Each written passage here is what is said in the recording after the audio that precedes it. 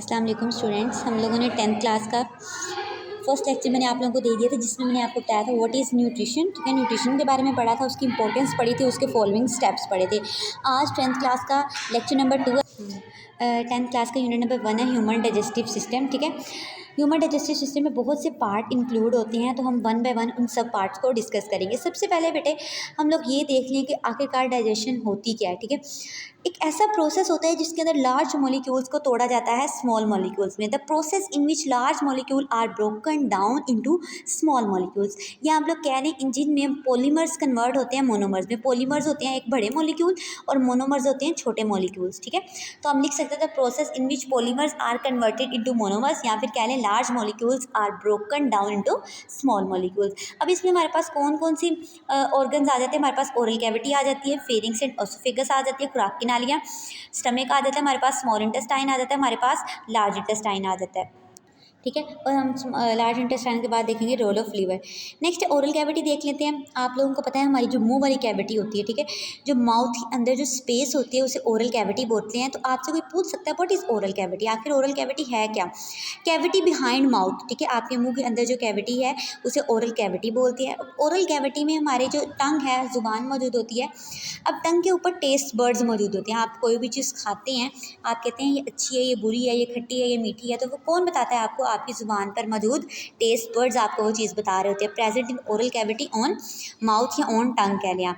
जितनी भी हमारी जो डाइजेशन है वो स्टार्ट हो जाती है हमारे माउथ के अंदर भी। तो हम कहते हैं कि mechanical digestion start in oral cavity या फिर माउथ। ये हमारे पास एमसीक्यूज़ के तौर पे बात पूछी जा सकती है कि डाइजेशन आखिर स्टार्ट कहाँ पे हो जाती है, हमारे माउथ के अंदर ही डाइजेशन स्टार्ट हो जाती है। अब ओरल कैविटी में आपने कुछ चीज़ें आप लोगों को नज़र आती हैं। बेसिकली हमें दांत नज़र आते हैं और स्लाइवा, थूक नज़र आता है। ठीक है, टिथ होते हैं और स्लिवरी ग्लैंड्स होते हैं जो कि प्रोड्यूस करते हैं स्लाइवा को। टिथ का काम क्या होता है, कट करना और ग्राइंड करना। जैसे जूसर ग्राइंड करता है, इसी तरह से आप कोई भी चीज़ खाते हो, आप रोटी खाते हो तो लार्ज मॉलिक्यूल्स स्मॉल मॉलिक्यूल्स में कन्वर्ट होते हैं, और वो कौन कर रहा होता है, दांत उनको तोड़ रहे होते हैं। सेलिवरी ग्लैंड जो हैं वो स्लाइवा प्रोड्यूस कर रहे होते हैं। स्लाइवा क्या करता है, चीज़ को नरम करता है ताकि वो इजीली ग्राइंड हो जाए। ठीक है, तो अब स्लाइवा वर्ड है, तो स्लाइवा बनता किन चीज़ों से है, जो थूक है उसकी कंपोजिशन क्या होती है। ये शॉर्ट क्वेश्चन आ सकते हैं आप लोगों को बोर्ड में। What is composition of saliva, what is the composition of saliva.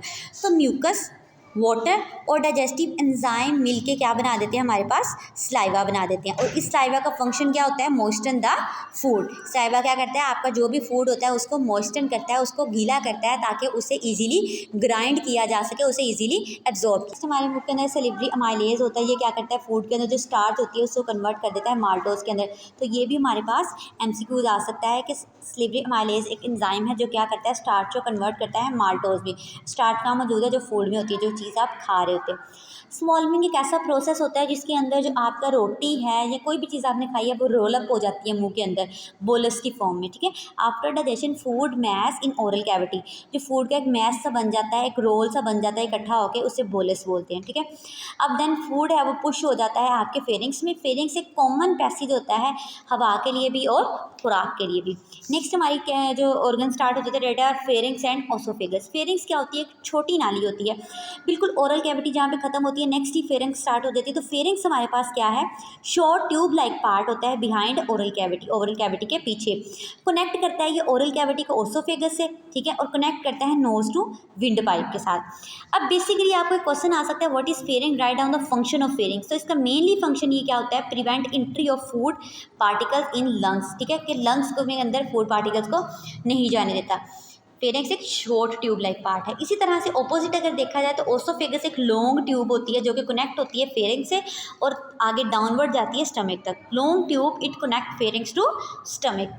When food enter in oesophagus successive wave move it downward.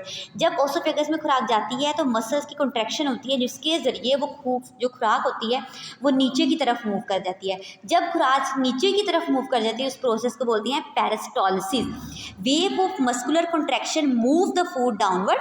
ठीक है, जब वो कॉन्ट्रैक्शन फूड को नीचे की तरफ भेजती है दैट प्रोसेस इज कॉल्ड पेरिस्टॉलिसिस।